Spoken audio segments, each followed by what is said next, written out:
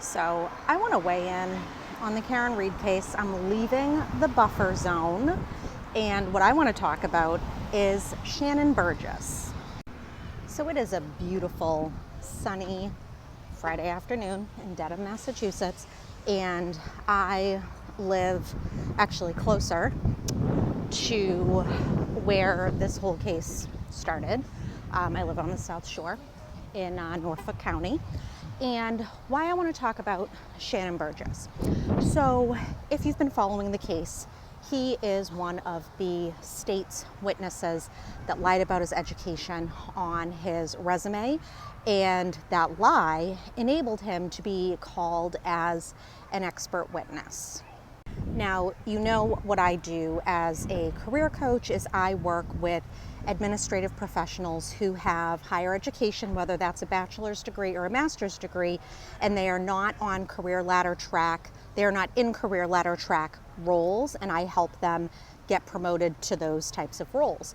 Now, a bachelor's degree is actually a very important credential, so important that a witness like Shannon Burgess lied about having obtained his bachelor's degree. And in this case, he testified to the fact that he's been working on it for the past 17 years but hadn't completed it, but was masquerading on LinkedIn, his resume, at his employer, and in this case as somebody who had a bachelor's degree. That degree is actually so coveted that he was willing to risk it all, and he possibly may have lost it all by fabricating that credential. Now, if you have been following this case, if you are a serious person about your career and you are feeling held back from opportunities, my coaching program is exactly what you need so that you can take those real credentials that you have earned and that real work experience that you have to leverage that into a career ladder role.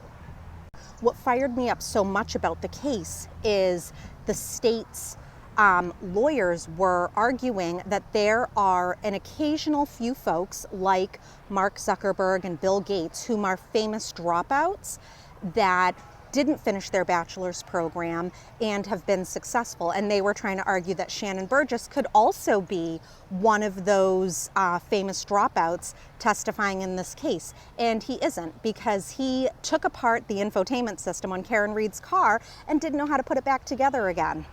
So I argue, he's a phony, you're the real deal, and so am I, and I would love to work with you.